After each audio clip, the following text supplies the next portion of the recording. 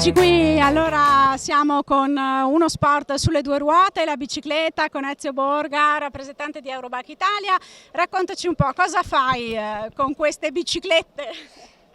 Allora, prima di tutto cerchiamo di far divertire i bambini. È la cosa essenziale, di fargli fare un po' di attività e di stare all'aria aperta, che è la cosa più bella, di socializzare tra di loro, è lo scopo nostro. E dopo, logicamente, di insegnare come usare la bicicletta correttamente, soprattutto per un discorso di sicurezza, come affrontare le salite, discese, e proprio un discorso di sicurezza è il nostro scopo della nostra struttura, prima di tutto.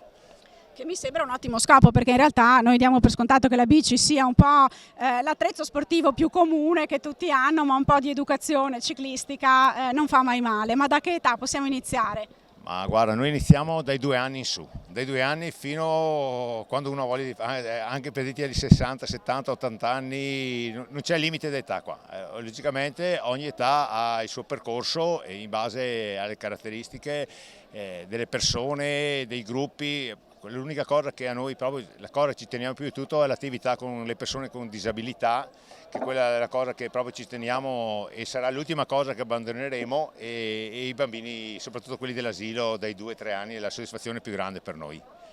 Ecco, allora hai già detto tutte le cose più importanti: attività all'aria aperta, ginnastica, movimento, inclusione. Grazie Ezio, in bocca al lupo a voi. Grazie a voi e complimenti per l'organizzazione. Grazie.